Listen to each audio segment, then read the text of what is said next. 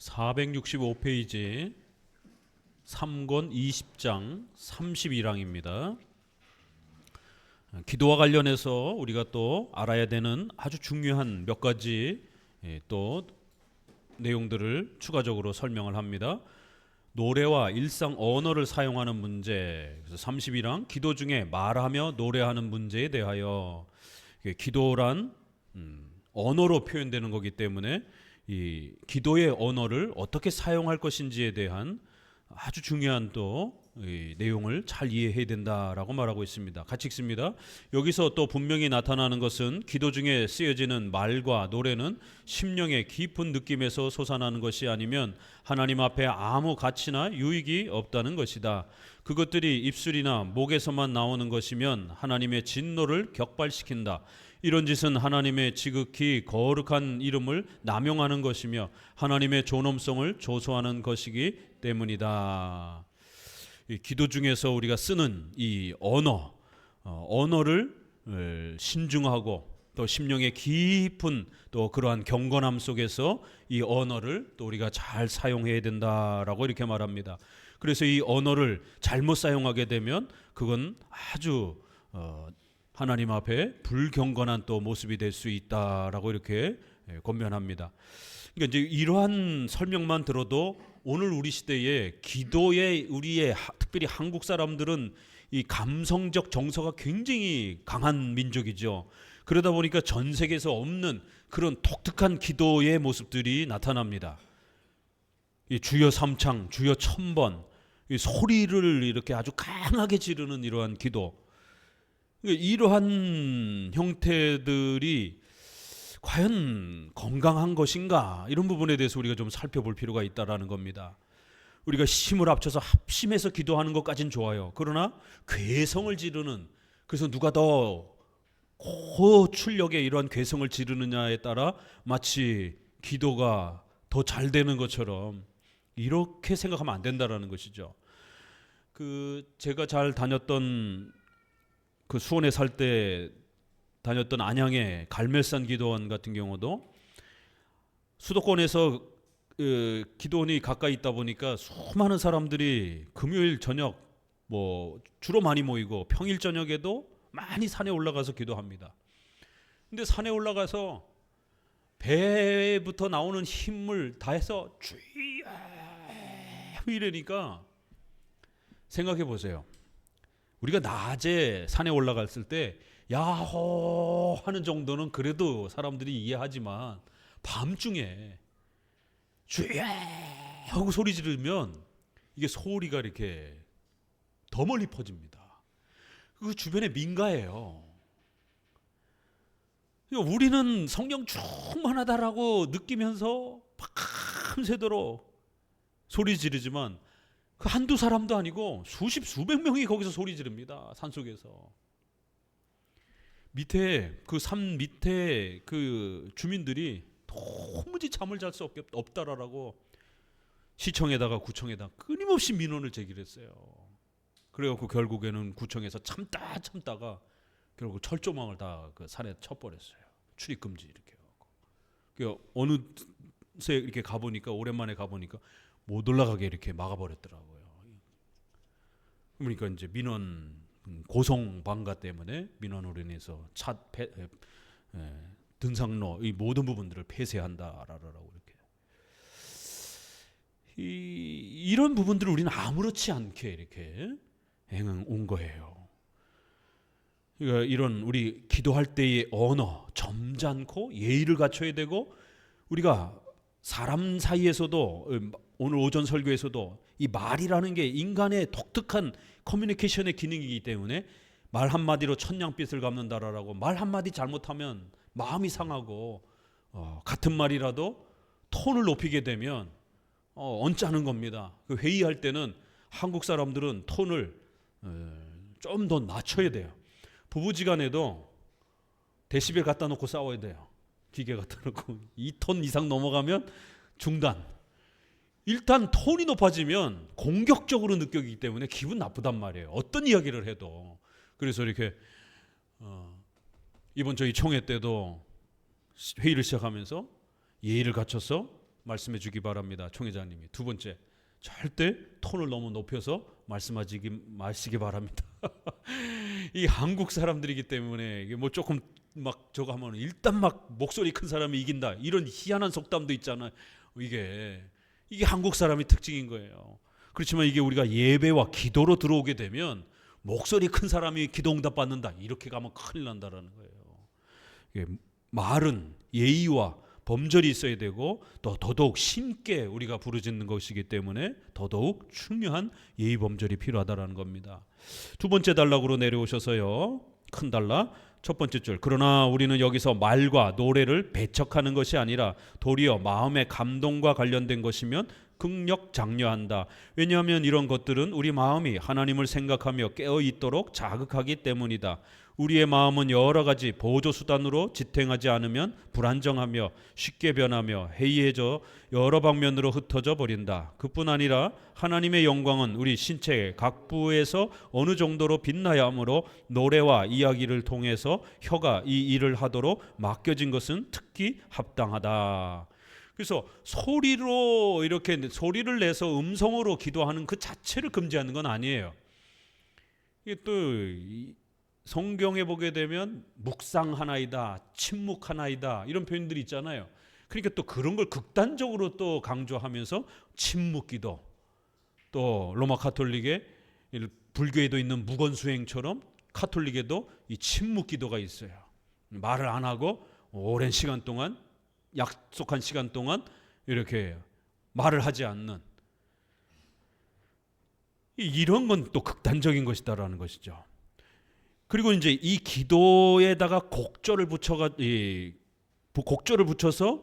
노래로도 기도를 표현할 수 있다라는 거예요. 그래서 우리가 찬양을 곡조가 붙은 기도라라고도 이렇게 변화하는 겁니다. 그래서 우리가 시편 찬송은 희노애락, 생로병사, 이런 모든 우리 크리스천들의 삶의 그 모든 영역이 다 녹아 들어가 있어요.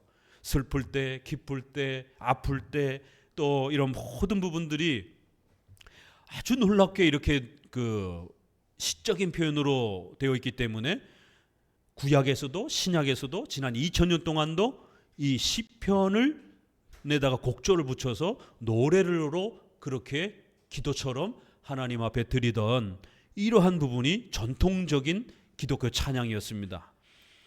이 기도에서 음성과 말을 우리가 적절하게 잘 사용하면 되는 겁니다. 또 그 기도에다가 노래를 붙여서 우리의 마음의 감동을 더욱더 이렇게 자극하고 더 하나님 앞에 집중할 수 있도록 이렇게 도와준다라면 노래를 사용하는 것도 얼마든지 잘 사용될 수 있다라는 거예요. 그러니까 이 노래에 대한 성도들의 입장, 신학적 입장을, 성경적 입장을 어떻게 해야 되는 것인가가 2000년 교회사 속에 엄청난 논쟁이 되었습니다. 그래서 한쪽에는 항상 양극단이 존재를 해요. 한쪽에서는 노래, 하나님 앞에 어떻게 경망스럽게 노래를 하냐, 그냥 기도만 하자, 이렇게 해서 어떤 노래도 다 금지시켰어요.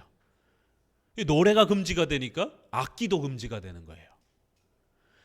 한쪽에서는 세속적인 그러한 그 음악 멜로디와 또 이런 악기와 이런 부분들을 적극 사용해서 우리 청소년들과 또 불신자들에게 이렇게 콘서트처럼, 음악회처럼 친근하게 이렇게 초청하자.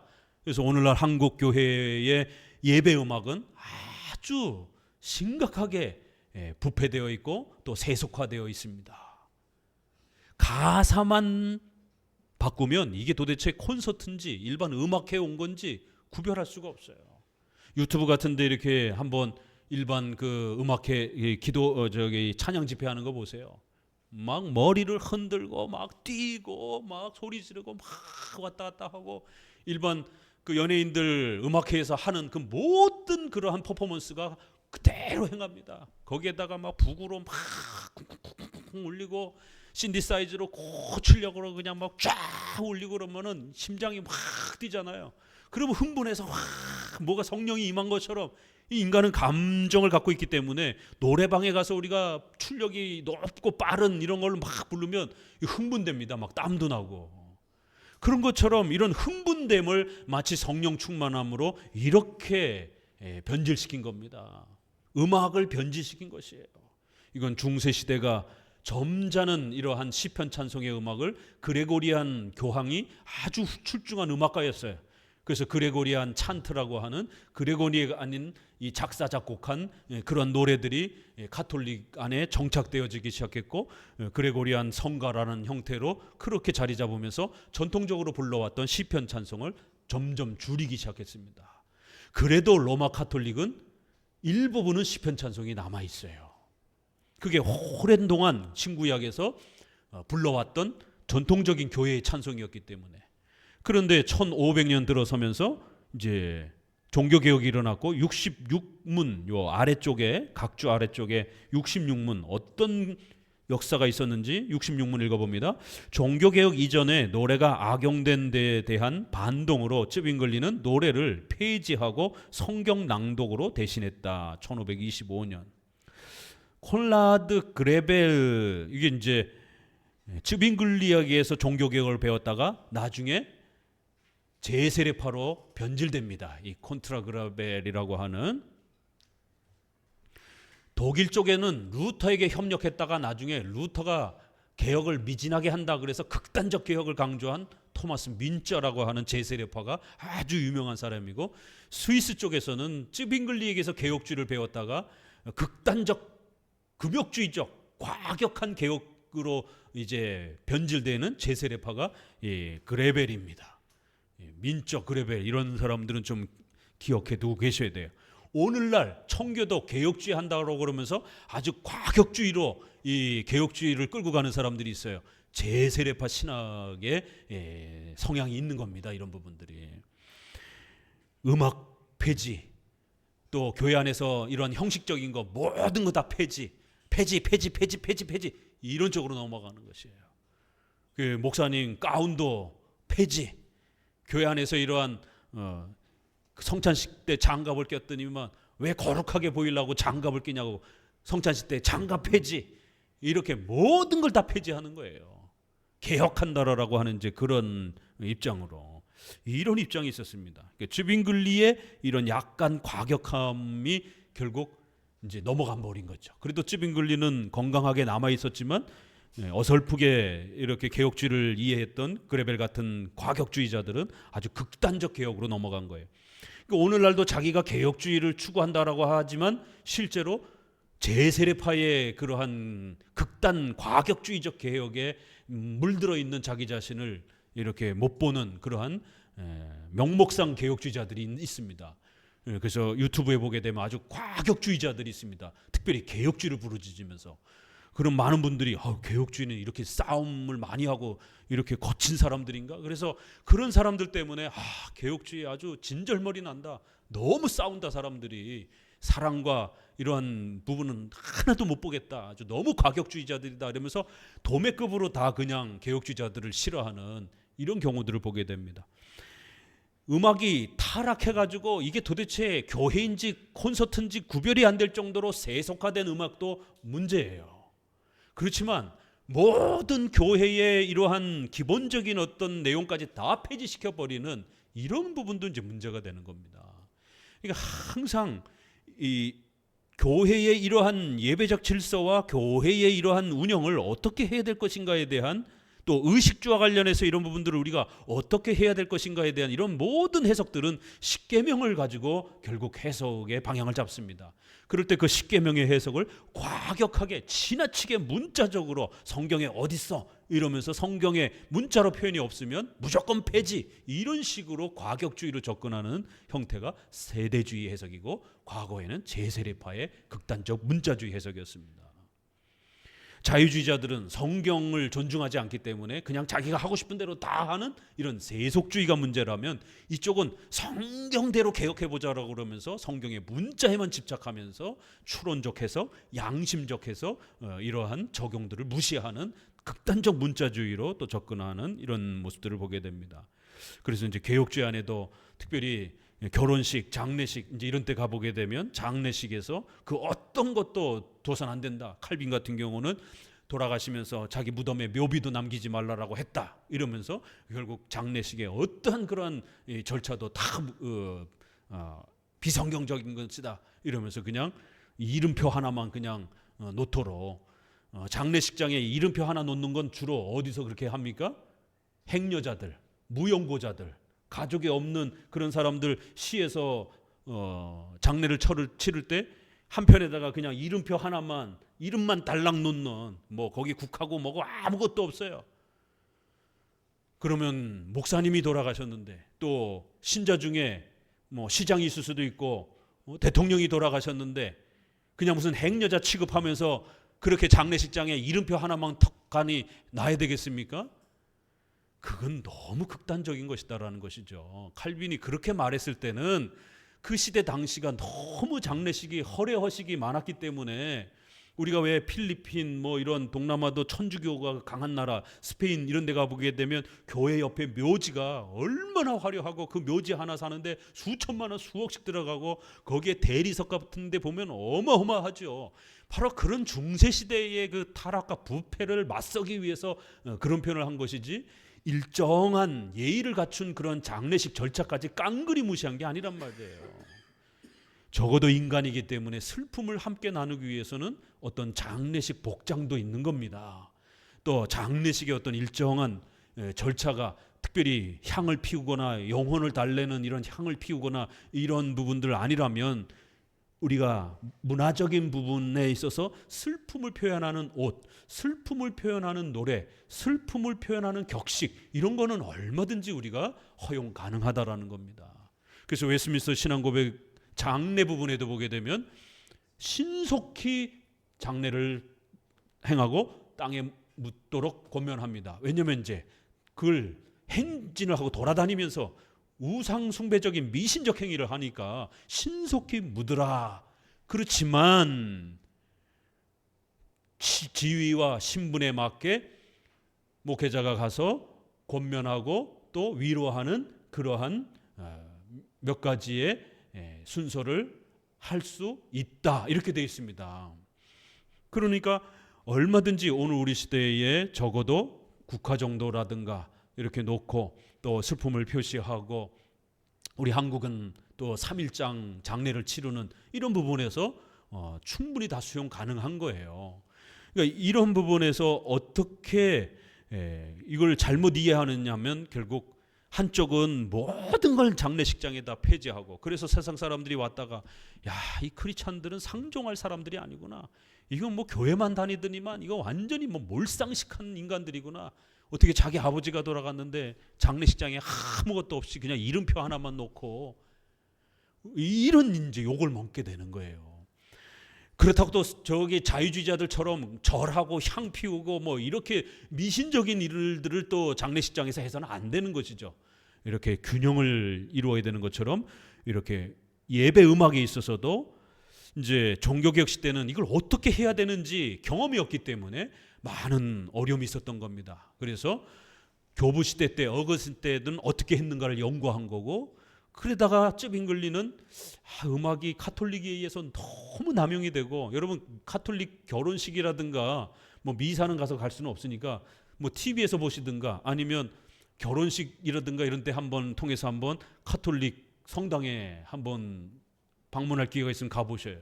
저도 결혼식 때문에 이렇게 초대를 받아서 이렇게 가봤는데, 이 뒤쪽에서 이렇게 성가대도 반드시 이렇게 뒤쪽으로 있고 파이프 오르간을 해가지고 음악이 쫙 나오면 뭐 얼마나 장엄한데요, 그 음악 소리가. 그 파이프 오르간은 아주 대표적인 카톨릭의 악기입니다. 그 장엄한 음악을 만들기 위해서. 근데 최근에 한국 교회가 이 앞에 파이프 오르간을 앞다투어 설치하고, 그 파이프 오르간이 최소가 1,000만 원대도 아니에요. 조그맣고 관 몇 개만 놔도 1억 대가 넘어갑니다. 2칸으로 넘어가게 되면 10억 단위로도 갈 수가 있어요. 굉장히 비싸기 때문에. 그러니까 그런 소리로 찬양을 해야 꼭 하나님이 영광 받습니까?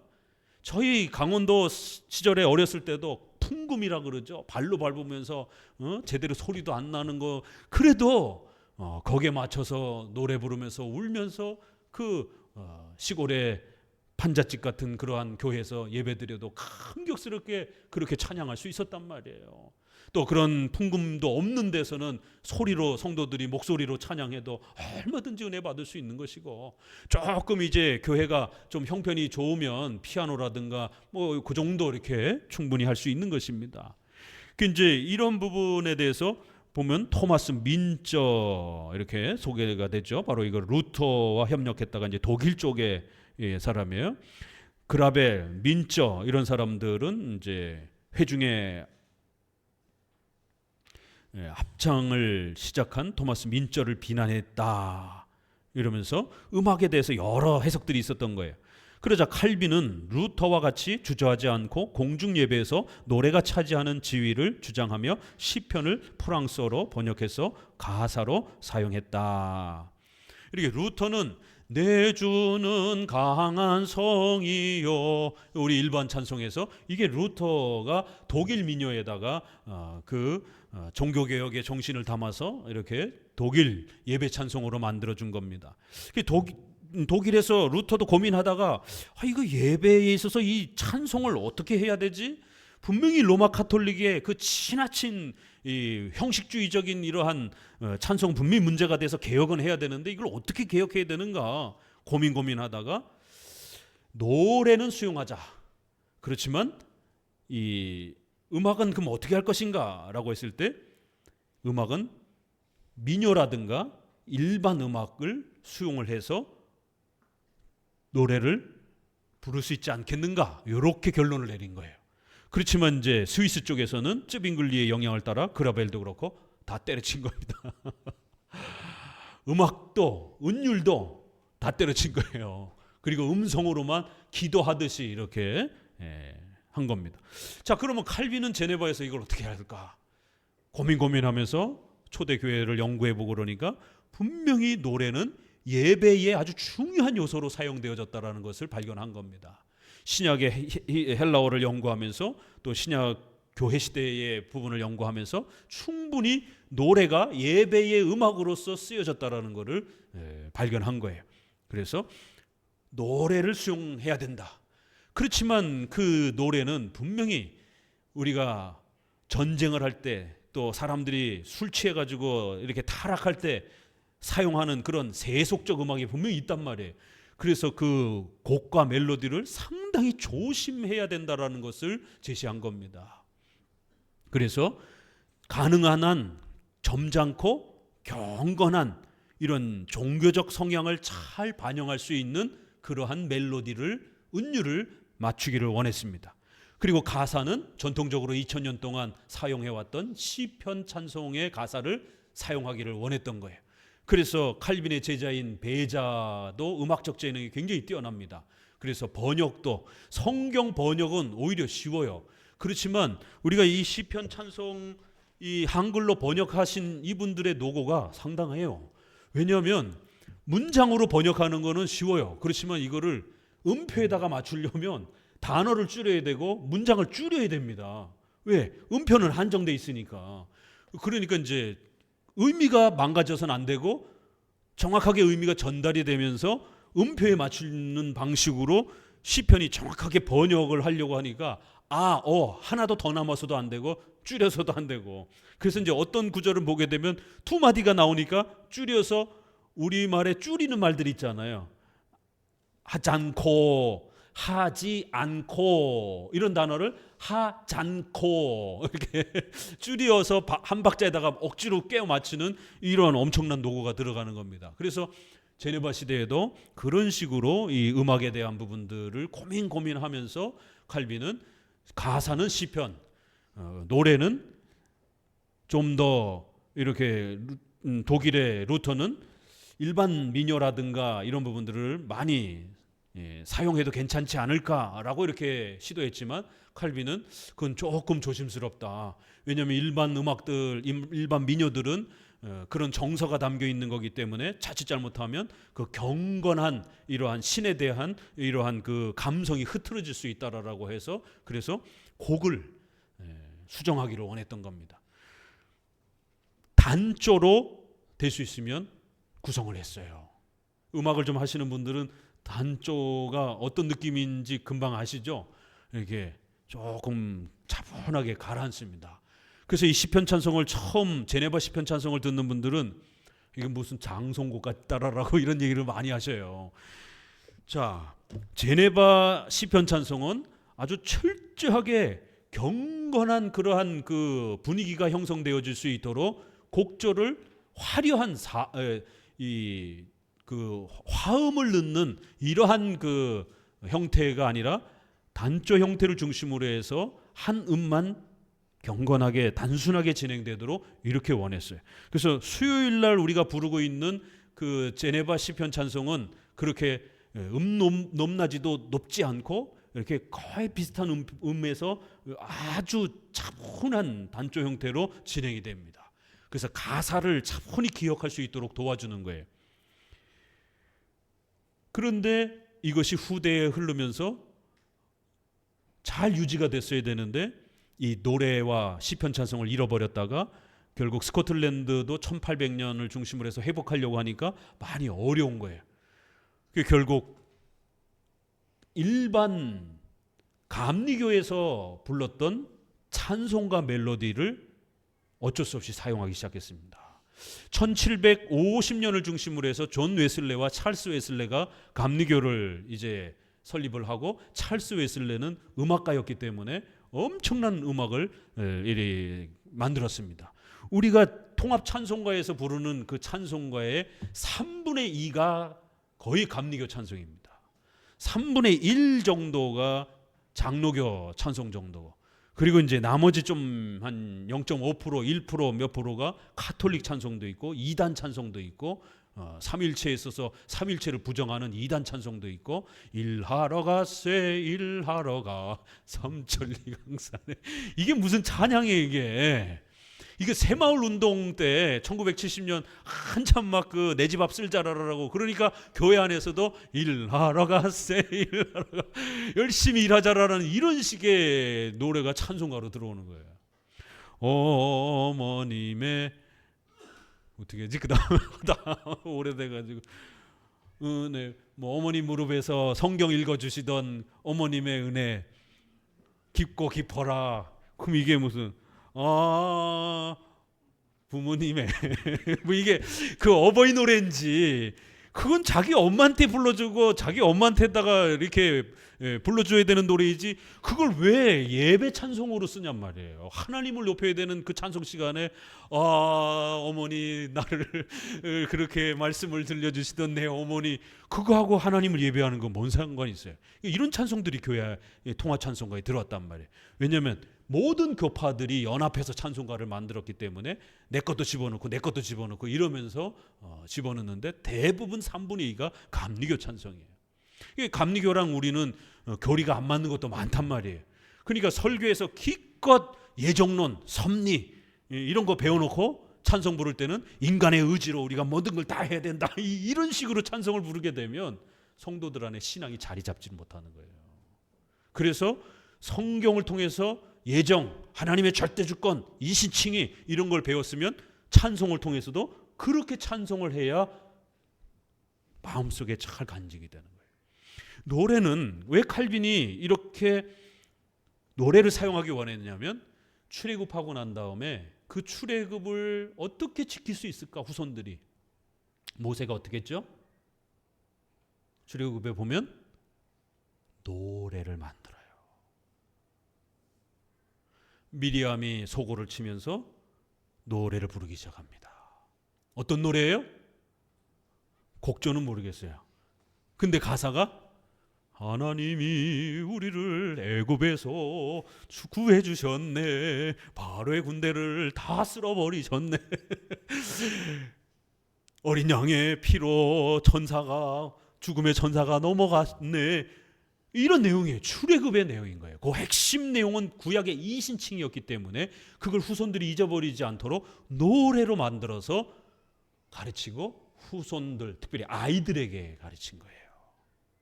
자, 사사기에 보니까 드보라와 바락이 적들을 물리쳤습니다. 그리고 사사기 5장에 드보라와 바락이 노래를 만들었습니다. 승리의 노래를. 내용이 뭘까요? 이제 눈치 채셔야죠. 하나님이 우리 선조들을 애굽에서 건져주셨네. 저들을 바로를 다 죽이셨네. 홍해를 통해서 바닷물이 저들을 삼켰네. 다시 출애굽의 그 내용. 왜? 그건 기독교의 본질이기 때문에. 그래서 노래로 만들어서 후손들이 잊어먹지 않도록 그렇게 구약에 그런 노래들이 많아요. 그 이제 예전에도 한번 말씀드렸지만 그 어떤 음악적 재능이 좋으신 분이 유튜브에 보니까 소유리 문답을 노래로 이렇게 만들어 주셨더라고요.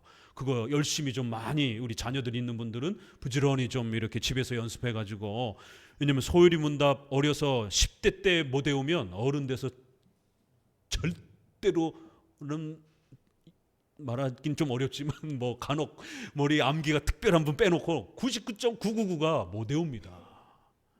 10대 때는 외울 수 있어요. 아이들 때는 워낙 그 암기 능력이 뛰어나기 때문에. 그럼 소유리 문답 1문. 사람의 제일 된 목적은 무엇입니까? 사람의 제일 된 목적은 하나님을 영화롭게 하는 것이며. 예, 외울 수 있단 말이에요. 성경의 중요한 교리들을 외울 수 있단 말입니다. 그래서 이렇게 교리를 노래로 이렇게 하면 훨씬 그 노래가 들어오면 외우기가 쉬워요. 우리가 왜 일반 노래들도 잘 외우잖아요. 그렇죠? 그거를 그냥 가사로 외우라면은 굉장히 외우기 어렵고 한 10년 지나면 다 까먹어요. 근데 우리가 뭐 일반 노래도 돌아와요 부산항에, 목사님도 어렴풋이 기억 안 난단 말이에요. 그 노래로 이렇게 불렀기 때문에 그 노래가 그렇게 어마어마한 힘이 있는 겁니다. 기억력을 도와주는.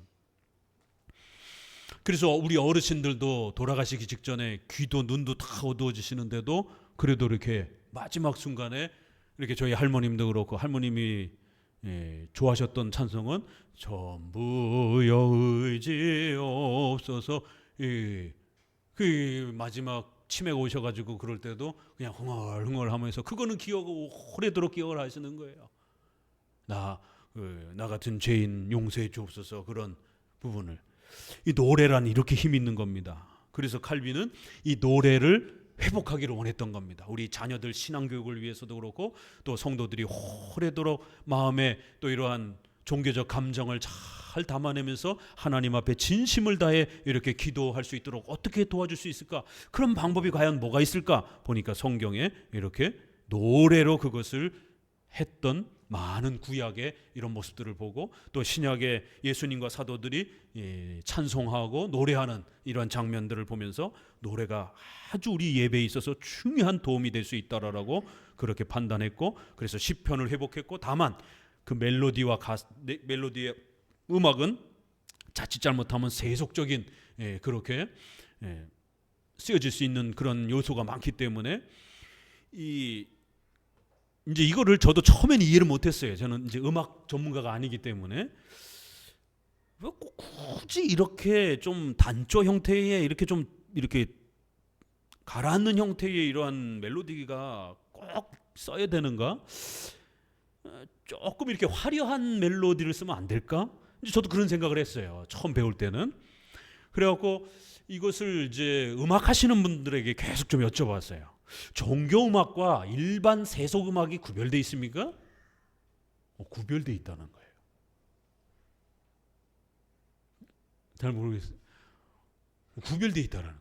아니 그게 어떻게 해요? 음표는 다 똑같은 거 아닌가요? 꼬랑지 있으면 그 다 그냥 일반 음악 아닌가? 그냥 다 음악 아닌가요? 아니라는 거예요. 교회의 역사, 2000년 역사를 이렇게 봐도 종교적 음악으로 쓰려고 하는 그 패턴은 이 옥타브의 높낮이가 제한돼 있고 또 반박자 이런 것들도 제한돼 있다라는 거예요. 왜냐하면 반박자, 반의 반박자 이런 걸 많이 사용하게 되면 이 당김음이 이렇게 굉장히 강해져요. 이 당긴다라고 하는 것은 우리가 시편 찬송의 1장 부르면 복 있는 자는 이런 식으로 한 박자씩 이렇게 굉장히 딱딱하죠. 그렇지만 당김음이 되게 되면 복 있는 자는 하늘에, 이런 식의, 이게 이제 이 끌어당기면서 이렇게 샥 올렸다 내렸다 샥 올렸다 내렸다 이러면서 이 감성이 확 올라갔다가 가라앉았다 확 올라갔다가, 이런 당김음이 굉장히 강한 겁니다. 그러니까 이러한 그 음표의 그 변화를, 높낮이와 그 음표의 변화를, 박자의 변화를 아주 세게 주게 되면 이 심장 박동과 이런 부분들을 굉장히 이렇게 감성을 이렇게 아주 자극할 수 있는 그런 이 템포가 됩니다. 그렇기 때문에 이런 부분에 있어서 종교 음악으로서 신에게 좀 더 경건성을 이렇게 유지하는 데 있어서는 이런 당김음이 굉장히 해롭다라는 거예요.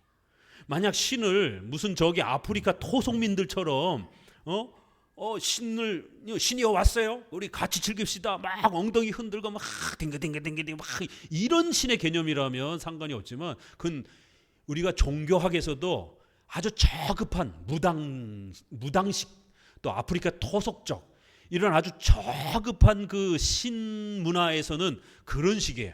그렇지만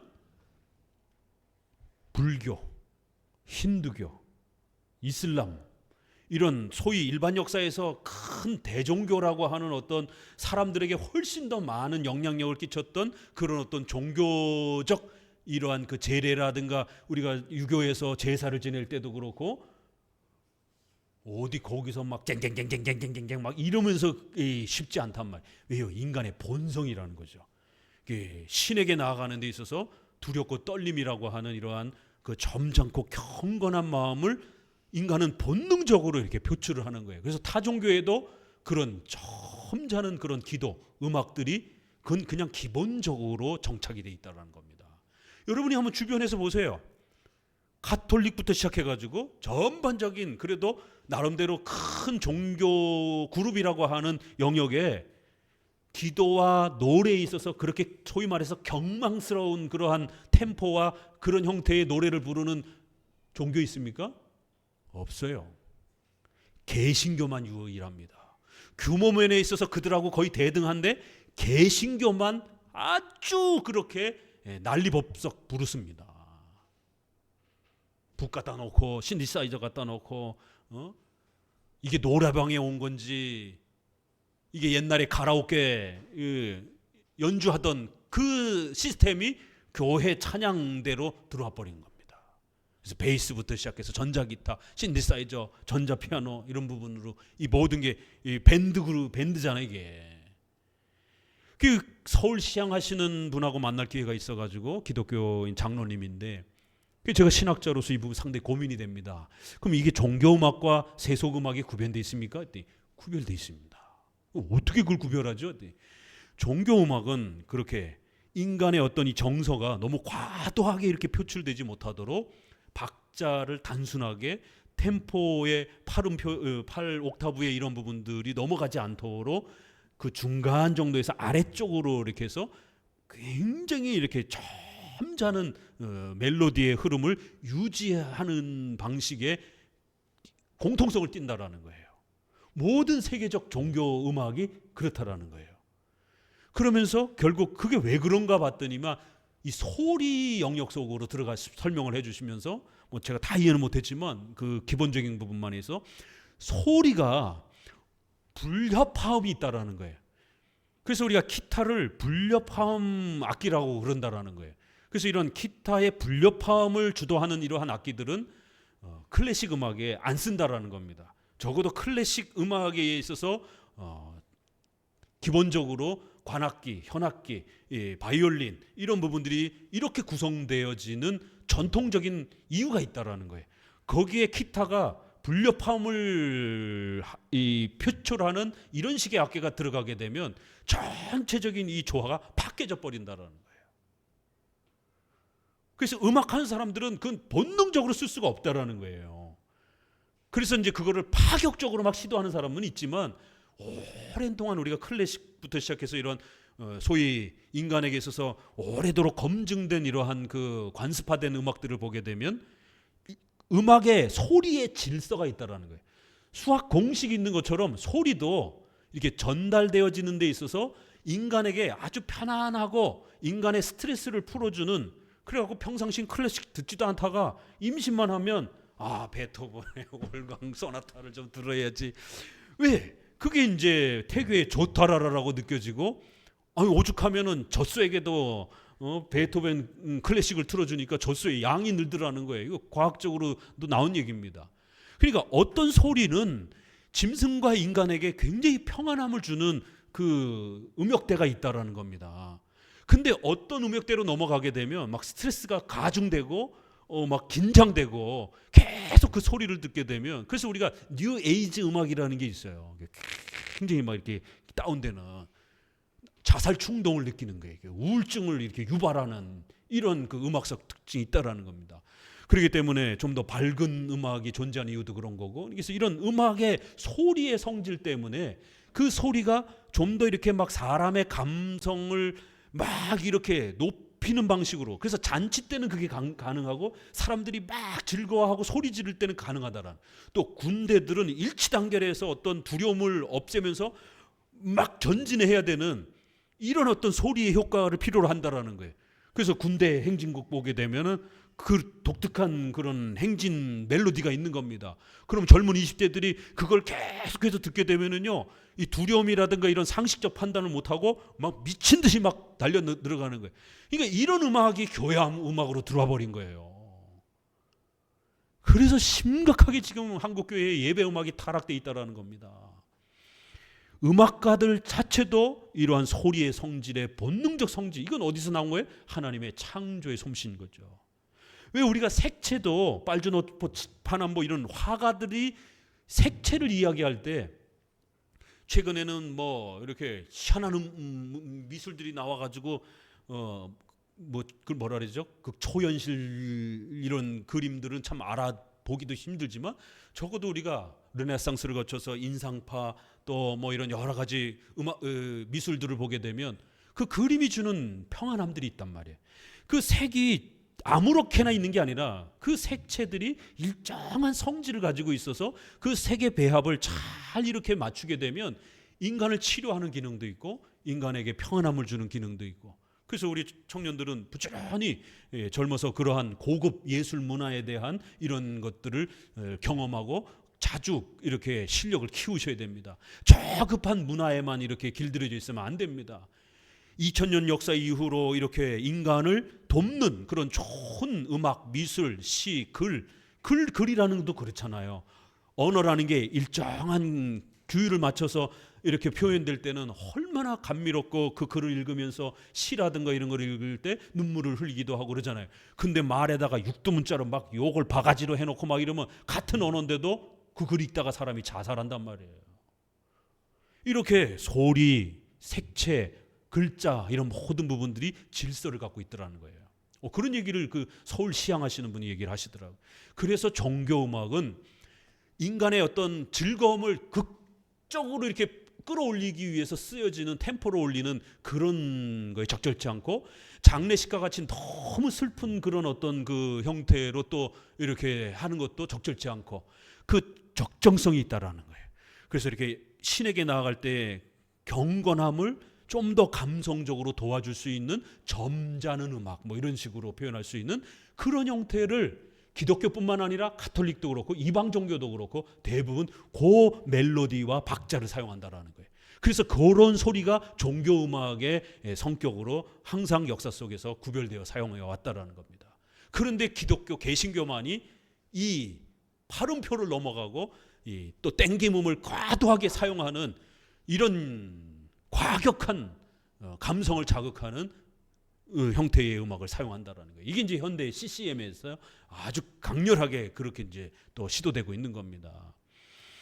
이 당김음은 주로 그 재즈 음악부터 시작해가지고 이런 일반 그 형태의 음악에 이 당김음이 아주 굉장히 화려하게 쓰여집니다. 이런 그 자세한 자료들은 또 우리 카페에도 올려져 있으니까 한번 잘 참고하시고요. 그래서 이제 우리가 시편 찬송을 부르는 데 있어서 왜 우리가 점잖은 음악, 경건한 음악을 추구하는지, 칼빈은 단순한 입장에서가 아니라 이러한 성경의 해석적 입장에서 교회가 예배 음악을 어떻게 사용해야 되는지에 대한 전체적 방향을 완성시켜 준 겁니다. 쯔빙글리조차도 그분이 음악가였어요. 그래서 엄청난 음악적 재능을 가지고 연주도 하고 그랬던 분인데 자기의 그 악기를 다 때려 부셨어요. 이게 성경 해석이 어떻게 방향을 잡느냐에 따라 이런 일이 벌어집니다. 그래서 교회 안에서 예배 드릴 때 어떤 노래도 못 부르게 하고 악기 같은 거 이런 모든 것도 부셔버린 거예요. 자, 악기 얘기만 한 번 더 하고 이제 넘어가 보면은요. 자, 그럼 악기는 어떻게 할 건가? 노래의 성질이, 음의 성질이 그렇다 보니까 이 음의 성질을 잘 담아낼 수 있는 악기만 허용한 겁니다. 구약에 소고치며 현악으로 노래하고 이게 어떤 악기인지 이게 3,000년 전, 4,000년 전 표현이기 때문에 이걸 재현할 수가 없어요. 그리고 예수님이 오신 다음에는 더 이상 다윗 시대의 그런 어떤 성가대의 역할과 그런 어떤 활용이 중단되었기 때문에 그걸 그대로 또 따라할 수도 없고, 그래갖고 시편에 소고치며 북치며 또 현악기로 나팔로 하나님을 찬양하라 이랬으니까 북으로 찬송해도 되지 않느냐고 이제 오늘날 이제 이 찬양 사역자들이 그렇게 성경 해석을 우기는 겁니다. 그랬을 때 이 북이 현대의 이런 북인가? 이 현대의 북은 우리 심장박동을 굉장히 이렇게 끌어올립니다. 전쟁터에서 그래서 북을 많이 사용하는 거예요. 무당이 왜 그 굿할 때 신내림을 받으려고 할 때 왜 북을 뭐라 그래요? 그 북치는 사람들을 박수무당인가 뭐 그러는데 북을 왜 사용하는가? 왜? 그 북이 인간의 심장박동을 가장 비슷하게 흉내내면서 심장박동을 끌어올리기 때문에 그렇습니다. 그러면 심장박동이 60번 1분에 70번 뛰던 게 이게 200번 300번 뛰면 정신이 몽롱해지는 거예요. 그러니까 신접신을 하기 위해서 이제 이런 과도한 인간의 감정을 끌어올리는. 근데 장로교는 차분하게 마음을 가라앉히는 겁니다. 왜요? 성경 말씀을 듣도록 도와주기 위해서. 신을 깊이 묵상하도록 돕기 위해서 마음을 차분히 끌어내리는 거예요. 이런 목적이 있는 겁니다. 결국 악기 문제도 이런 소리 부분을 어떻게 도와줄 수 있는 것이냐에 대해서 고민하면서 문자적으로 구약에 있는 성가대의 내용을 수용할 수 있는 것인가 라고 했을 때는 또 그 부분에선 제한된 부분이 분명히 신구약의 통일성과 차이성이 있기 때문에 그대로 다 따라할 수도 없는 거예요. 또 그리고 그 소고치며라고 했을 때 그 소고가 어떤 것인지 우리 번역으로 소고라고 번역해서 애들 요만한 북으로 땅땅땅땅땅땅땅 때리는 것이지만 이게 3,000년 전 4,000년 전에 어떤 형태의 소고인지, 그리고 그 히브리어가 우리가 말하는 그런 북의 개념의 악기인지도 사실은 추적하기는 어려운 거예요. 그렇기 때문에 그 악기를 그대로 재현하기도 어렵고, 또 예수님이 오시고 난 다음엔 더 이상 성전 예배가 그렇게 쓰여지지 않기 때문에 또 그거를 그대로 끌어당길 수도 없는 것이고, 그랬을 때에 이 악기 문제를 많은 종교개혁자들이 한쪽에서는 악기를 폐지시켜 버렸고 한쪽에서는 세속적인 악기를 다 사용한 거예요. 노래만 부르면 됐지 뭘 악기를 제한하느냐. 그러니까 이제 이 인간의 감성을, 이 심장박동을 너무 세게 자극할 수 있는 수많은 악기들이 등장을 하는 겁니다.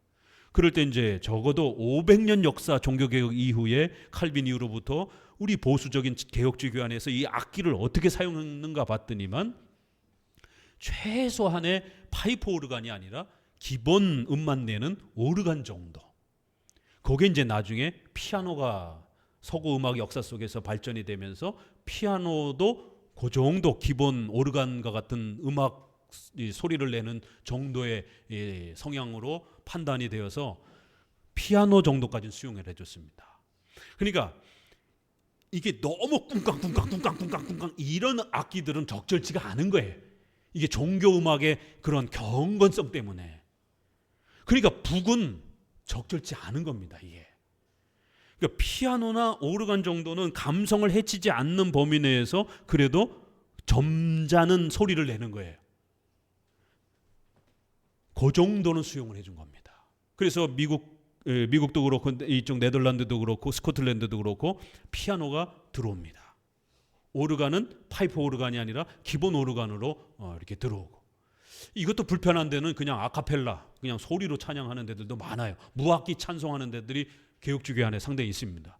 그러나 이제 우리 전통 주류는 피아노도 들어오고 오르간 정도는 수용해주고 그 다음에 관악기 정도는 수용을 합니다. 왜? 관악기는 큰 관을 사용하는 거기 때문에 붕방붕방 붕방붕방 붕방붕방 이런 소리가 나는 거예요. 그러니까 그 정도는 그래도 좀 점잖은 형태가 되는 거예요. 자, 그런데 점잖지 않은 소리는 어떤 소리가 있어요? 삐리리리리리리리리리리리 이런 피리 종류. 그 다음에 바이올린 이제 이런 형태 현악기라고 해야 되는 거예요. 줄을 타는 이런 찍찍찍찍찍찍찍 소리가 이 음폭대가 너무 높잖아요. 거절을 한 겁니다.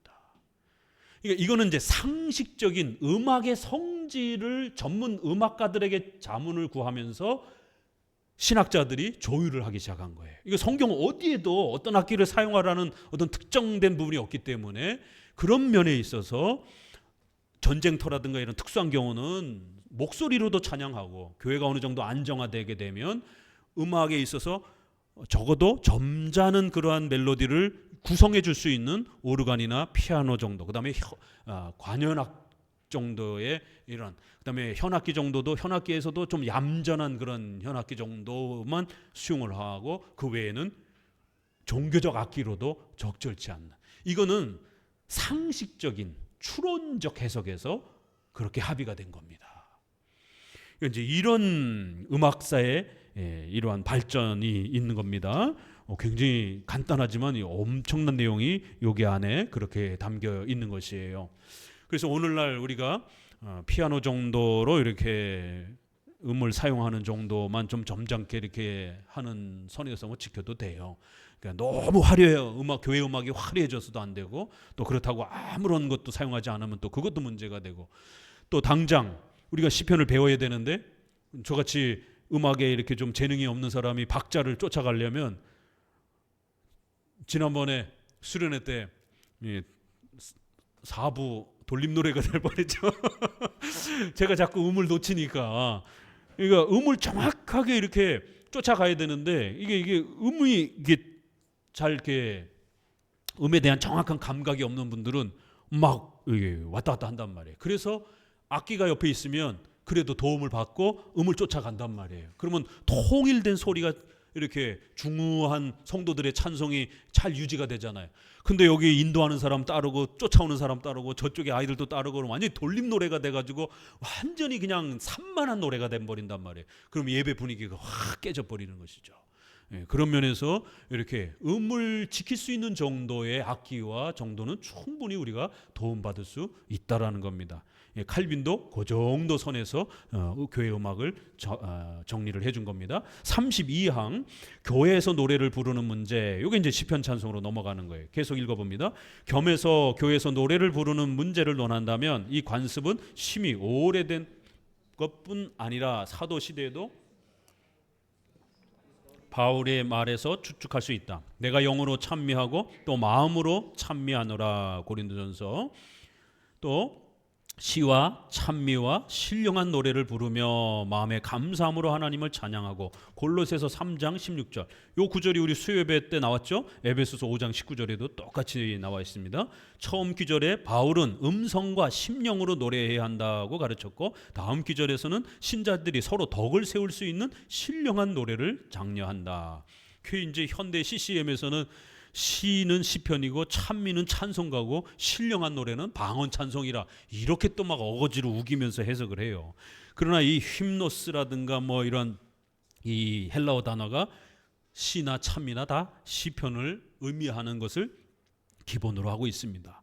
그래서 웨스민스터에서는 이 구절을 어떻게 주의를 달아놓냐면, 시편 찬송은 시를 기본으로 하고 또 찬미는 시편 외에 성경에 운율로 되어 있는 모세의 노래, 드보라의 노래 이런 것처럼 또 이렇게 신약이나 이런 부분들을 노래로 쓸 수 있다라는 것 정도를 찬미로 이렇게 해석했고, 신령한 노래는 사도신경송이라든가 삼일체송이라든가 이렇게 교리를 노래로 좀 더 이렇게 해서 아이들 교육을 위해서 쓸 수 있는 그 정도 새로운 형태의 찬송, 이렇게 이해를 한 겁니다. 그래서 시와 찬미와 신령한 노래를 그 정도로 주해를 달아주고, 기본적으로는 시편 찬송을 주된 것으로 보는 것이다라고 이렇게 해석을 달아줬습니다. 이렇게 시편 찬송이 지난 2000년 동안 또 가톨릭이 아무리 타락했어도 시편 찬송이 남아있을 정도로 이렇게 시편 찬송은 정통 기독교가 지켜온 소중한 예배 찬송이었다라는 것을 꼭 명심하셔야 됩니다. 멜로디 부분에서는 그래서 제네바 시편 찬송은 칼빈이 그 배자를 통해서 작곡했던 그 단조 음악의 점잖은 음악을 재현해 보려고 애를 써서 총신대에서 그렇게 음악가들이 만든 거예요. 근데 이제 이게 너무 무겁고 오늘날 교인들이 접근하기가 너무 어렵다 보니까 이 스코틀랜드 이제 이게 나온 거예요. 이거는 우리 지금 통합 찬송가, 바로 찰스 웨슬레 감리교에서 주로 나와서 불렀던 통합 찬송가의 그 멜로디에다가 시편 가사만 붙인 거예요. 그래서 이제 여러분들이 여기 그 작사 작곡에 보게 되면은요, 번역자 말고 작곡가의 웨슬레 이렇게 돼 있는 게 있어요. 맨 위쪽에 이렇게 보게 되면 오른쪽에 이렇게 그 외국 이름들이 이렇게 나오는데, 외국 사람들이 작곡한 사람들 이름이 나오는데 웨슬레 것도 있습니다. 그만큼 일반 통합 찬송가에서 불렀던 멜로디를 섞어서 시편 찬송을 좀 성도들이 접근할 수 있도록. 그래서 이거를 이 스코틀랜드 거 부르면 조금 찬송가랑 느낌이 좀 비슷하죠, 그렇죠? 그 다음에 북장로교에서 저희가 옛날에 기독지 예산에서 나온 그 북장로교회의 시편 찬송가도 보면 거의 찬송가를 그대로 갖다가 그냥 곡을 옮겨놨어요. 그런 정도. 그 다음에 이제 네덜란드 시편 찬송도 있는데, 이제 네덜란드도 약간 현대 음악, 그 다음에 또 옛날 고전 것 이렇게 그 판본들이 좀 이렇게 있어요. 그래서 옛날 거를 좀 더 이렇게 계승하려고 하는 거는 조금 음악이 간단하고, 또 현대인들에게 좀 맞춰서 시편 찬송을 좀 보급하려고 하는 그런 교단에서는 현재의 그런 통합 찬송가의 멜로디에다가 조금 시편 가사를 접목시켜서 성도들에게 시편 찬송을 시도해 보도록 이제 그렇게 노력한 거예요. 그러니까 이제 그 정도까지 좀 시도해 보면서 우리가 시편 찬송을 낯설지 않고 좀 더 이렇게 접근해 보도록 교단에서 스코틀랜드 북장로교회 여러 곳에서 그런 노력들을 한 겁니다. 이 시편 찬송을 잃어버릴까봐 이런 부단한 노력이 있었던 겁니다. 자, 두 번째 단락. 그러나 어거스틴이 밀라노 교회는 암브로시우스 때에 처음으로 노래를 부르기 시작했다고 하는 것을 보면 이 관습이 세계적인 것은 아니었다. 그러니까 이제 초대교회 때도 이 작곡을 해서 가사에 멜로디를 집어넣어서 노래를 부르고 이러는 부분들이 아직 발전을 못한 거예요. 주로 어떻게 찬송을 했냐면 창하듯이, 우리 창 생각하면 돼요. 정산이 이제 이렇게 하는 것처럼 초대교회 때도, 왜냐면 악기 뭐 이런 게 그때는 전쟁통이니까 도망 다니고 막 이러다 보니까 또 이러한 신약 이후에 예배 음악을 어떻게 완성해야 되는지에 대한 아직은 이제 초기 교회라 이런 부분들이 통일되게 이렇게 형성되질 못한 거예요. 그래서 기도, 그 다음에 기도를 조금 창하듯이 아카펠라 형태로 그렇게 하나님이여 우리의 기도를 들어주소서 뭐 이런 식으로 약간 이제 이렇게 창하듯이 그런 형태로 초대 때는 많이 부른 거예요. 그래서 노래로 이렇게 그 곡을 만들어서 이렇게 하는 게 전체적으로 많이 퍼지지 못했어요. 이제 점차적으로 발전해 온 거죠. 특별히 이런 노래를 본격적으로 먼저 시작한 거는 동방교회에서 먼저 이렇게 시작이 되었고, 그것이 서방교회까지 영향이 끼쳐서 이제 교회 시대를 흐르면서 나중에는 이제 자리 잡아가기 시작했다, 이렇게 표현을 합니다. 밑에서 다섯째 줄, 그때의 노래는 성체를 들기 전 또는 성체를 사람들에게 나눠줄 때에 성찬대 앞에서 시편에 있는 성가를 노래하는 것이었다. 교우들의 권고로 내가 그에게 답변했다. 이렇게 성찬식을 행하면서 이렇게 노래를 부르면서 찬송했다라고 하는 교회사 자료를 우리가 볼 수 있다라는 거예요. 같이 읽습니다. 맨 아랫줄, 하나님과 천사들 앞에서 그것은 거룩한 행동에 확실히 위엄과 운치를 더하며 우리 마음속에 기도하겠다는 진정한 열성을 일으키는데 가장 큰 도움이 된다. 그러나 우리는 곡조에 더욱 귀를 기울이고 가사의 영적인 의미에는 마음을 덜 기울이는 일이 없도록 주의해야 한다. 어거스틴도 이 위험성을 많이 염려해서 어떤 때는 아타나시우스가 지킨 관례가 확립되기를 원했노라고 한다. 아타나시우스는 음성에 억양을 적게 붙여서 노래를 한다기보다는 말하는 것 같이 들리도록 명령하였다고 아랫줄. 어거스틴은 반대 방향으로 기울어졌다. 그러므로 이렇게 적당한 정도를 지킨다면 노래를 부르는 것은 확실히 대단히 거룩하고 유익한 일이다. 그러나 감미로운 느낌과 귀의 즐거움만을 목적으로 작곡한 노래는 교회의 존엄성에 합당치 못한 것이며 반드시 하나님을 지극히 불쾌하게 만들 것이다. 그래서 아타나시우스는 창하듯이 이렇게 원했던 거고, 어거스틴은 처음에는 이제 곧 괜찮네 이랬지만 이제 어거스틴은 뒤로 갈수록 노래를 사용하는 것도 괜찮다라고 조금 더 적극적으로 해석을 진행했고, 칼빈은 그런 어거스틴의 입장을 연결해서 교회 음악을 조금 더 발전시켜 준 겁니다. 33항 기도는 일상 용어로 드리라 읽습니다. 그러므로 공중 기도도 종래의 관습같이 라틴 사람들 사이에서는 헬라말로, 프랑스, 영국 사람들 사이에서는 라틴말로 드릴 것이 아니라 온 회중이 아는 국어를 사용해야 된다는 것은 명백하다. 온 교회의 덕을 세우기 위해서는 이렇게 하는 것이 당연하다. 이해하지 못하는 말은 교회에 아무런 유익도 주지 못한다. 그래서 교회에서 방언이라든가 알아들을 수 없는 라틴어 미사 형태로 이렇게 노래를 한다든가, 이 카톨릭 그레고리안 찬트라든가 이런 거 다 라틴어로 이렇게 되어 있습니다. 그렇기 때문에 알아들을 수 없는 말을 예배의 이러한 용어로 사용해서는 절대로 안 된다라는 거예요. 이건 옳지 않은 것이다라는 겁니다. 성경적이지 않다라는 거예요. 밑에서 5째 줄, 그러므로 교황주의자들이 조금 더 거침없이 방자한 짓을 하는 것을 보면 회개하기 짝이 없다. 그들은 사도의 솔직한 비난을 무시하고 태연하게 외국어로 장구한 기도를 고고하게 드리지만 그 말의 뜻은 자신도 전혀 이해하지 못하며 다른 사람들이 이해하는 것도 원치 않는다. 이렇게 알아들을 수 없는 라틴어로 자기들만의 어떤 그런 형태, 또 자기들도 알아듣지도 못하는 이러한 형태, 알아듣지 못하는 언어를 사용하면 기도에서는 안 된다라는 겁니다. 알아들을 수 있는 언어로 공적인 예배도 사적인 기도도 하셔야 된다라는 거예요. 오늘날은 한국교회는 99%가 방언을 성경적으로 이렇게 수용하는 그러한 변형된 시대에 있다 보니까 이 방언에 대해서 비판적인 이렇게 저와 같은 목소리를 내면 굉장히 이상한 것처럼 이렇게 생각하지만, 종교개혁 시대에 우리 선조들의 글을 읽어보세요. 우리가 망가진 거지.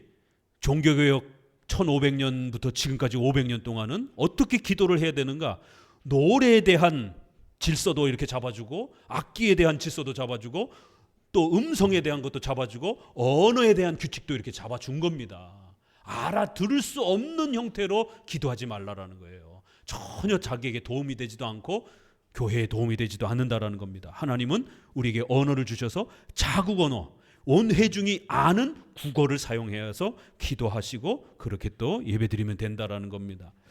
아주 방자한 짓이다라고 교황주의자들을 이렇게 책망하고, 그것 때문에 교회의 기도와 찬송이 얼마나 망가졌는지에 대해서 아주 엄히 찬송하는 것입니다. 69 각주도 다시 한번 보면은요, 이렇게 교회사 자료를 우리가 기독교 강요를 읽게 되면 공부할 수가 있는 겁니다. 초대 교부들을 어떻게 해석했는지를 칼빈을 통해서, 칼빈은 교부 전문가이기 때문에 이거를 도움받을 수 있는 거예요. 69문에 보게 되면 어거스틴은 시편 가창에서 사용되는 곡조들이 예배에 도움이 되지 않기 때문에 전부 폐지하고 싶은 때도 있었다라고 말한다. 그러나 칼빈과 같이 가창을 폐지하지 않고 개량하기를 결정했다. 그래서 어거스틴도 처음에는 음성으로만 이렇게 그게 더 낫지 않는가 그랬다가 나중에는 노래 이런 부분들을 수용하면서 이렇게 허용했다라는 거예요. 자, 468페이지. 왜 우리가 자국어로 기도해야 되느냐면 고린도전서 14장 15절, 내가 영으로 기도하고 또 마음으로 기도하며, 이 방언에 대한 유명한 언급이 나오는 구절이잖아요. 그랬을 때 최종 결론을 이렇게 내렸다라는 거예요. 여기서 영이란 세 번째 줄 읽습니다. 영이란 말은 방언을 할 수 있는 특별한 은혜를 의미한다. 여기 특별한 은혜라는 거예요. 1세기 당시는 아직 사도들이 존재하고 방언을 받은 방언이 계시의 수단으로 사도적 은사로 쓰여지고 있기 때문에 1세기 당시에 예배드릴 때는 이 특별한 은혜가 쓰여질 수 있었던 거예요. 그렇지만 성경이 완성된 우리에게는 이런 방언의 계시적 은사가 사용되어져서는 안 되는 겁니다. 방언은 반드시 이러한 해석을 통해서 하나님의 뜻을 전달해주는 이러한 계시적 성격이 있었습니다. 그러나 오늘날은 방언을 기도해놓고 그 뜻이 뭔지 전혀 해석할 수 있는 방법이 없습니다. 본인이 합니까? 목사님이 합니까? 누가 합니까? 그 이상한 랄랄랄라 하는 소리를 이게 뭔 소린지 목사님도 모르고 본인도 모르고 아는 사람이 아무도 없어요. 누가 해석한다고 하지만 그걸 뭘로 검증할 겁니까? 그 해석이 맞다라는 걸 누가 검증할 거예요? 객관적으로. 그러기 때문에 칼빈도 이렇게 분명히 그 시대에는 영으로 기도하는 특별한 은사가 있었다. 그래서 앞에 영으로는 그 1세기 당시에 방언으로서 하나님이 뭔가를 계시를 전달해 줬던 특별한 은혜다라는 거예요. 보편적 기도가 아니라는 겁니다. 또 어떤 사람들은 이 능력을 받고, 보세요, 어떤 사람들이 이 특별한 능력을 받았다라는 거예요. 그런데 오늘날 방언 주장하는 사람들 뭐예요? 다 방언 받을 수 있다라고 그러잖아요. 그리고는 방언 못 받으면 마치 능력을 못 받은 것처럼. 이러니까 문제가 되고 비성경적 해석이 되는 거예요. 1세기 당시에도 방언은 아주 특별한 사람들에게, 몇몇 제한된 사람들에게 계시의 뜻을 주기 위해서 하나님이 제한적으로 주셨다는 거예요. 그래서 어떤 사람들은 이 능력을 받고 방언과 지성, 즉 이해력을 분리함으로써 은혜를 남용하였다. 그 어떤 자들이 이걸 흉내내려고 하다가 결국 분명히 1세기의 방언은 지성, 이해력이 동반되어져 있는 특수한 은사예요. 그런데 여기에서 이해력을 빼고 그냥 자기도 모르는 랄랄랄랄랄랄랄랄랄라 이런 음성 언어로 바꾼 자들이 있다라는 거예요. 벌써 칼빈 시대도 이걸 비판하잖아요. 1세기 당시의 방언은 외국어예요. 그래서 우리 개혁주의는 모든 99%가 고린도 사도행전의 방언을 외국어로 해석합니다. 외국어로 복음이 전달되도록 하나님이 언어의 초자연적 역사를 일으켜 준 겁니다. 그래서 복음이 온 세상으로 퍼져가도록 성경이 완성되고 나서는 중단돼 버린 거예요. 그런 목적이 있었기 때문에. 그런데 여기에서 지성을 빼버린 거예요. 뜻을 알 수 없는 이해력을 빼버리고 소리만 남도록 그렇게 주장하면서 이게 마치 하나님의 어떤 은사인 것처럼 주장하는 그런 자들이 등장했다라는 거예요. 이해력을 분리시킴으로써 은혜를 남용한 자들이 등장했다라는 거예요. 그러나 물론 우리는 공중 기도에서나 사적인 기도에서 이해력을 동반하지 않는 말은 하나님께서 심히 불쾌하게 여기실 것이라고 느낀다. 여기 보세요. 사적 기도나 공적 기도에서 이해력이 없는 기도들은 함부로 하면 안 된다라는 거예요. 두 번째 단락 같이 읽어봅니다. 마지막으로 사적 기도를 위해서는 방언이 필요하지 않다고 우리는 생각한다. 이 문장 잘 읽어야 됩니다. 이 문장 가지고 이제 사적인 방언을 해도 된다라고 주장하는 개혁주의자들이 있어요. 이 기독교 강의를 인용해가지고 이렇게 참 글을 읽는다라는 게 이렇게 중요합니다. 저는 이 글을 가지고 논문을 쓸 때 사적인 방언도 금지되어야 된다라고 논문을 썼습니다. 그런데 개혁주의 신학자 중에 이 문장을 인용해가지고 혹시라도 공적인 방언은 금지되었어도 사적인 거는 또 할 수 있다 이렇게 또 주장하는 분들이 있어가지고 저하고 논쟁을 하기도 그랬습니다. 자, 왜 그런가 한번 보세요. 분명히 앞문장에서는 사적인 방언이 필요하지 않다라고 부정적으로 결론을 내렸어요. 그리고 여태까지 계속해서 부정적으로 결론을 내렸어요. 그런데 이제 칼빈의 글이 이제 이런 것에서 조금 어려워요. 그러나 하지만 약간의 보조 문장을 다는 것들이 있어요. 주제들마다.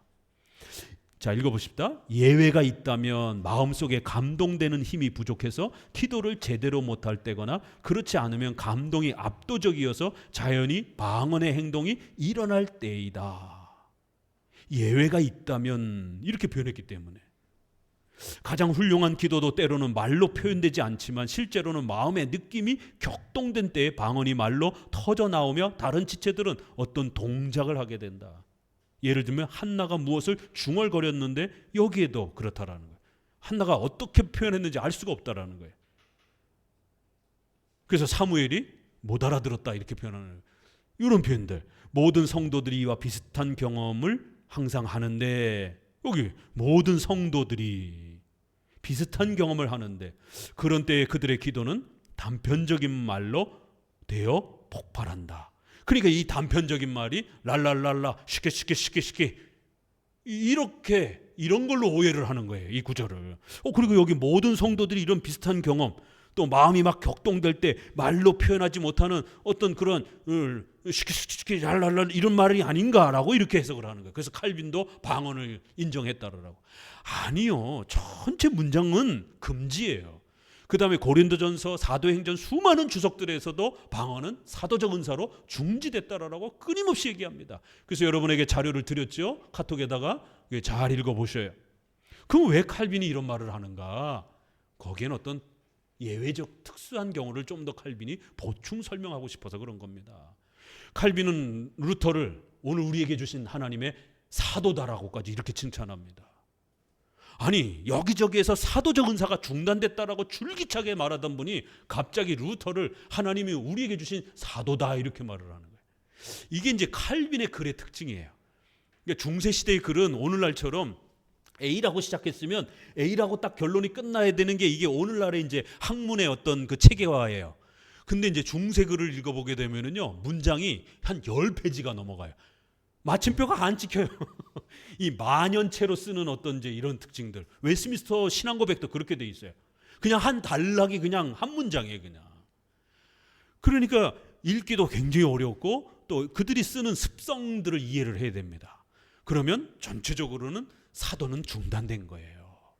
그러면은 루터를 사도라 그랬을 때 진짜 신사도가 등장했느냐? 그런 의도로 칼빈이 말한 건 아닙니다. 기본 말은 다 해놓고, 그렇지만 이제 한마디 덧붙이는 거예요. 사족을 덧붙이는 거예요. 덧붙이는 말은 좀 감성적인 언어예요. 아, 루터가 얼마나 훌륭한가. 그러니까 사도는 공식적으로 교리적으로는 금지됐지만 감성적으로는 우리에게 주신 너무나 훌륭한 목사님이니까 칭찬을 그렇게 존경을 하고 싶은 거예요. 존경의 차원에서, 칭찬의 차원에서 루터는 오늘 우리에게 주신 사도와 같은 너무 훌륭한 분입니다. 그렇다고 그 말이 13번째 사도가 존재한다, 그러니까 성경을 쓸 수 있다, 이런 뜻은 아니에요. 그러니까 과장법, 감성적인, 시적인 그런 어떤 표현을 한 번 더 이렇게 우회적으로 이렇게 추가적인 표현들이 굉장히 많아요. 그래서 앞에 문장과 뒤에 표현하고 다른 것처럼 많은 분들이 오해를 해요. 이건 칼빈의 글을 엄청나게 많이 읽어봐야만이 칼빈이 글을 쓰는 습성과 특징이 이런 스타일이구나를 파악하고 난 다음에 결론을 내릴 수가 있는 겁니다. 여기에서도 사적 기도도 분명히 문장으로 금지됐다라고 말하는 거예요. 그런데 예외가 있다면 이렇게 이제 말하면서 마치 한나가 말로 표현할 수 없는 엄청난 고통 속에 있을 때, 그랬을 때 칼빈은 아주 특수한 경우에 우리 인간이 언어로 표현할 수 없는 엄청난 고통과 아픔의 탄식 소리 정도는 우리가 허용할 수 있다, 이렇게 말을 하는 겁니다. 공식적인 성경의 해석적 그 관점에서의 이러한 현상들은 중단됐지만 방언이라는 말을 우리가 알아들을 수 없는 말, 이렇게 외국어, 이렇게 알아들을 수 없는 말로 정의한다라면 우리의 성도들의 삶 속에 너무 고통스러워서 말로 표현할 수 없는, 언어로 표현할 수 없는 그런 고통스러운 신음소리, 고통스러운 탄식과 같은 그러한 신음소리 같은 그런 외침과 고백이 때로는 하나님 앞에서 우리가 너무 힘들어서 그냥 신음소리 같은 탄식이, 그래서 언어가 아니라 단편적인 그냥 말로 그냥 끙끙 앓듯이 그렇게 외쳐지는 말도 우리가 기도로서 때로는 허용할 수 있다, 이런 뜻인 거예요. 그래서 제가 중환자실에 한번 2번 누워보니까 이거 말을 이해하겠더라고요. 기도도 안 나와요. 목이 아파가지고. 그러면 하나님 주여 살려주십시오. 그러면 옆에 사람이 못 알아듣잖아요. 뭐라고 말하는 거지 도대체? 그런 너무 힘들어서 그래서 한나 얘기를 하는 거예요. 한나가 자식이 없어가지고 자꾸 그 첩이 핍박을 하고 괴롭히고 그러니까 너무 속상해서 하나님 자식을 주십시오. 자식 자식 이 정도로 이해하면 되는 거예요. 왜 한나를 칼빈이 이 방언 부분에다가 끌어냈는가? 이거는 갑자기 한나가 랄랄랄랄랄 쉽게 이렇게 했다라는 게 아니라 인간의 보편적인 그 감정 속에 너무 힘들고 괴로우면 어떻게 말로 하나님 앞에 언어로 표현을 해야 되는데 이렇게까지도 단어를 만들어서 하나님 앞에 도와달라고 말도 못할 정도로 극심한 고통을 겪을 이런 형편들이 모든 성도들에게 비슷한 고통들이 주어진다라는 거예요. 그럴 때는 내가 몇 마디 알아듣는 따박따박 말을 못해도 그럴 때는 그저 하나님 앞에서 하나님 이런 기도도 하나님 받으신다라는 거지. 이게 한나가 방언했다 이런 뜻이 아니라는 겁니다. 이해되죠? 세상에 이 구절을 가지고 이 문장을 그대로 따와가지고는 그러니까 칼빈도 방언주의자였다라고 이렇게 논문을 썼더라고요. 근거 구절로. 저는 반대로 아니다. 앞에 문맥을 흐름을 봐서 분명히 칼빈은 공적 사적 기도에 방언을 금지시켰다. 다만 한나의 이거를 끌어온 거는 그런 인간의 고통과 탄식스러움을 자음 모음으로 표현할 수 없는 그러한 고통의 신음소리로 알아들을 수 없는 그러한 외침으로 하나님 앞에 우리가 때로는 그렇게 기도하는 것도 하나님 들어주신다라는 그러한 설명입니다라고 제가 설명을 드렸습니다. 자, 오늘은 이렇게 노래와 이러한 또 기도의 소리에 대한 부분들을 함께 소개해 드렸습니다. 기도합니다.